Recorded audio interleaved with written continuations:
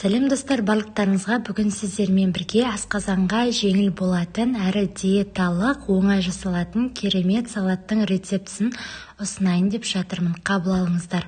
Құрамына керек заттар қырыққабат, укроп және де сарымсақ, сәбіз, уксус және де соевой соус, тұз және де сұйық май қажет болады. Ең алдымен бір дана сәбізімізді аламыз да оны үкіштен ұзынша етіп өткізіп алатын боламыз. Мен бір дана сәбіз қолданған болатынмын. Өздеріңіздің қалауларыңыз бойынша салатты көбірек жасағыларыңыз келсе, 2-3 дана сәбіз қолдануға болады.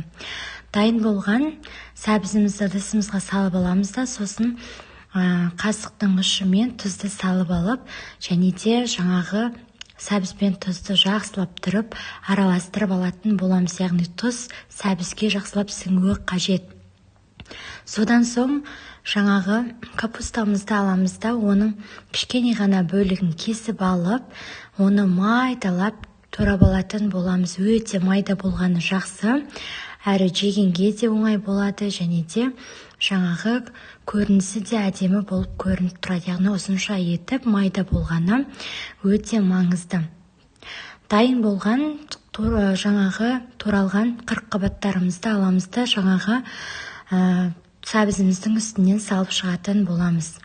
Содан соң барып 2 дана сарымсағымызды алып, оны бөліктерге бөліп аламыз. Бірінші жұқа етіп, содан соң оны 4 бұрышты етіп майдалап турап алатын боламыз.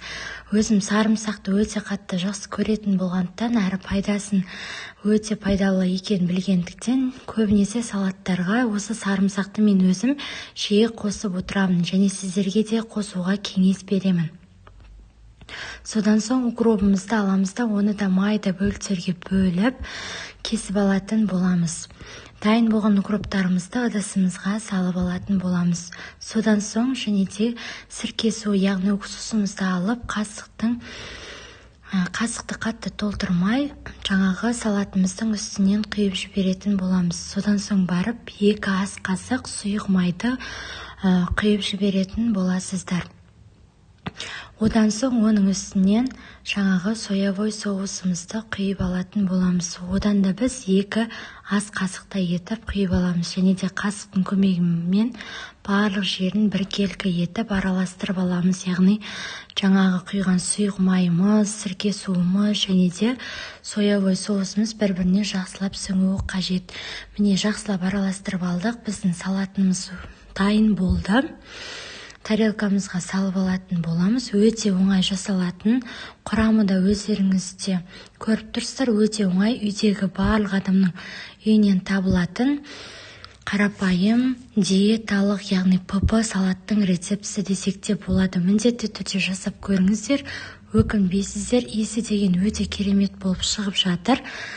Ал достар, біздің Ақ Дастархан YouTube каналына тіркелуді, лайк басуды және де қоңыраушаны басуды ұмытпаңыздар.